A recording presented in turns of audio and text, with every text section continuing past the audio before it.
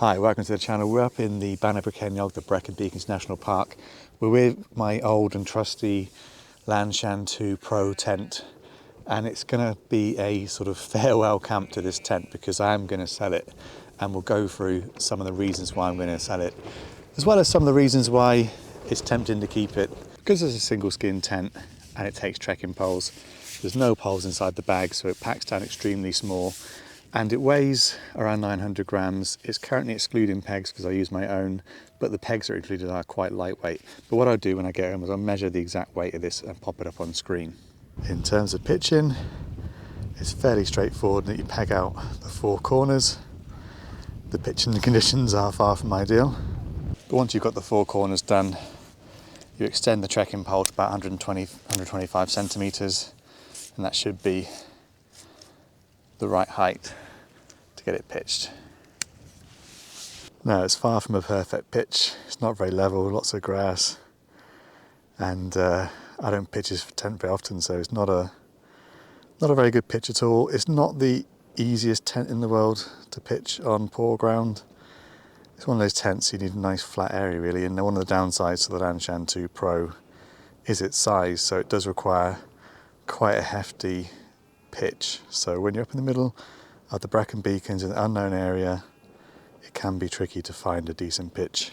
Now, it is a sil nylon tent, single skin, and because it's sil nylon on both sides, it does require to be seam sealed, and most places where you buy the tent won't give you the seam seal. You need to buy that extra, but there are some websites, I'll link to one in the description, that do actually seam seal tents if you want them to. There's an extra charge for that, but it does save you time and effort. So it's not too much of a massive job, but it's going to be raining tonight, so we'll see if my seam sealant job has worked, because I've never actually been out in much rain in this tent before, so I seam sealed it when I bought it, but it's never really had a proper test. Whilst it's not the easiest to pitch, and it does take up a big footprint, the real benefit of this tent is the internal space.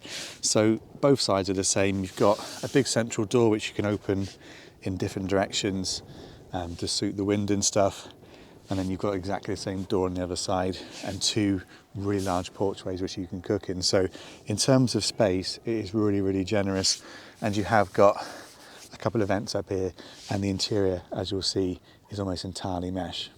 So inside you've got doors on one side and they're offset, so they're opposite sides, and there is an interior mesh. So it is single skin, but it's kind of like a hybrid, so you get an outer skin and this mesh, and then at the head and foot ends you just get a little foot box, a bit of mesh air, and then the outer skin. So it is starting to rain now, so this is one of the benefits of this kind of tent. There's plenty of room inside to relax and get changed and store all your gear safely, so we're going to enjoy that space now. And that's one of the reasons why I do want to keep this tent, but we'll go for the reasons why I don't, because there are a few of them. Some pretty ominous rain clouds drifting across now. Could have a bit of heavy rain heading this way.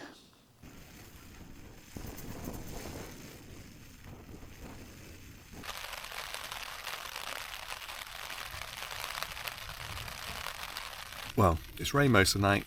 It's been a bit breezy. The tent is perfectly dry inside, so as I can see, might be a tiny couple of drops of condensation come off of the bottom points there. But the seam sealant has worked. The tent felt perfectly stable. The design with the two trekking poles is really quite strong. So why am I getting rid of it? Well, it's not that it's not a great tent. It is sort of really good tent. Even in 2024, it's still a decent tent. I think if you're going to buy a trekking pole tent, two-person like this, now I think there are slightly better options out there. Novice Wild Camper, I'll link to the video in the description in the comments. There's a slight variation of this tent where they use a pole at each end to raise this sheer face, give you a bit more livable space. So that looks like a much better option because it's pretty much the same, just a little bit of design tweak and hardly any weight difference. So I think if you were going to buy new and the prices were comparable, I think there are better options than the Lanshan 2 Pro out there now. But for me, I was gifted last year the Nightcat ultralight trekking pole tent, just a one person, which essentially it's the Lanshan 1, just rebadged with Nightcat. And I used that also in the rain, and I just really got on with it. It was really spacious inside. So obviously this morning I've been able to completely pack away inside the tent, nice and dry, get all my gear packed away neatly, really civilised. But I could also do that in the Lanshan one. I find the Lanshan one slightly easier to pitch. The one thing I don't like about the Lanshan 2 Pro and the other Lanshan 2s is like the design where you have the door pegged out, and then it's just the way that works, the way that the top thing goes down and the other thing, it's hard to explain. It just does my head in. Obviously I've got a lot of tents, I use a lot of different tents, I don't want to be sort of digging out videos, watching how to do these things properly. I just want to get pitched nice and easily. So that is slightly annoying. But the other thing is, if I'm going to be taking like a trekking pole tent, it's because I'm going to be on a long walk and I'm not likely to know where I'm going to be pitching for the night. So based on that, the smaller footprint of the Lanshan 1 just makes a lot more sense to me. So the weight is near enough identical because it's double skin versus the single skin of the Lanshan 2 Pro. So you do avoid issues around condensation, you do get that extra little bit of protection. I do find it easier to pitch. Only takes one trekking pole to do that as well, and you can use a second trekking pole to take one of the sides out a bit further if you wanted to. But if I was going to be walking a long way, I'd feel it easier to pitch to the one just because it's a smaller footprint.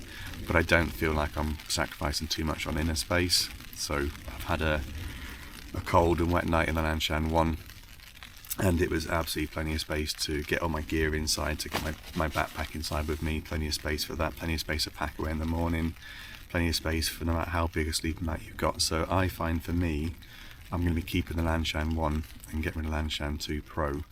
And that's also because I wild camp alone, and if I do wild camp with somebody else, they tend to bring their own tent anyway. So yeah, I just don't need a two-person tent like this. I've got other two-person tents which aren't really two-people tents, like the Nordisk Telemark 2 lightweight, which weighs pretty much the same as the Lanshan 2, and that's obviously a double skin tent with lots of other different features as well. So I've just got more options than I've ever had before. So I'm going to be selling a lot of tents that are perfectly good, just because I've got too many tents. I don't need them all. So it is goodbye to the Lanshan 2 Pro, but I think if you are in the market for one, it is still a really solid option, especially if you can find it used, that's already been seam sealed like this one. If you pick it up for like 100, 150 quid, I think it is a really, really good tent with years of use. And like I said, I've had a really good night in this one. The colour of this one as well blends into the landscape here in the Brecon Beacons really nicely.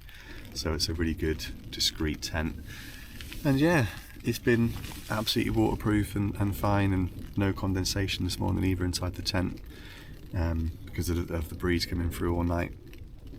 So yeah, just a couple of little annoyances I've got with it, but that's not really the reason to sell the tent. It's because I've got too many tents and I just don't need this trekking pole tent. I'm going to stick with the one-person trekking pole tent. I think that's going to suit my needs better, but obviously everyone's needs vary. So yeah, it is time to pack it away for the last time and head out into the rain. It's going to be sad to say goodbye to the Lanshan 2 Pro, but I'll be selling a lot of my tents now. I'm going to definitely try and downsize my stupidly big gear collection down to a few tents which I really know how to use and how to pitch properly, and I've got them for certain conditions and stuff, and just have what I need rather than just being addicted to buying random tents. Obviously I'll still buy random tents, but the idea being I'll try and sign them on a bit quicker. But this seems like a beautiful spot to finish the video, so if you have made it this far, as usual, a huge thanks for watching. And if you want to subscribe to the channel if you're not already, then you'll see me out and about in more adventures with more gear. I've got loads of gear reviews coming up as well, because I've been using a lot of new gear recently and stuff. So yeah, a huge thanks for watching as always, and hopefully I will catch you in the next one.